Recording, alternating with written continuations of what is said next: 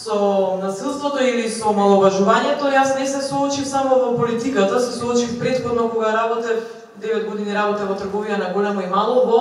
машка струка, типична машка струка и многу пати кога ќе дојда клиенти велеа девојче, седи сега ти ќе ми кажеш ти, па сега ти не разбираш, па сега ти не знаеш, ама требаше неколку години да се уверат за потоа тие да ме бараат лично, значи да ги услужувам клиентите и фирмите со кои што соработував.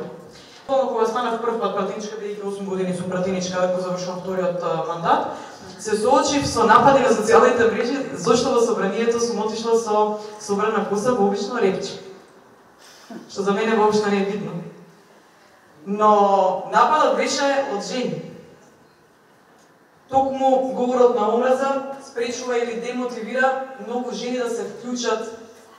во политиката затоа што не можат да го издржат притисокот врз себе и врз своето семејство. Јас откако го поминав еден од најбруталните политички прогони во поново време во нашата држава и пред тоа да се случи и после тоа, поради објавување на слики, снимки на медиуми, на социјални медиуми, на телевизија и така натаму, кои што за жал се шират сега со брзината на светлината поради развојот на технологијата, се соочив со заканувачки пораки во инбокс по цена на мојот живот, на сметка на моето семејство, па дали мирно спиеш и така натаму.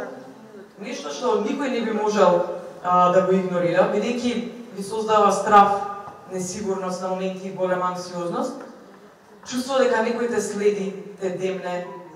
се плаши за безбедноста на децата и на својот живот.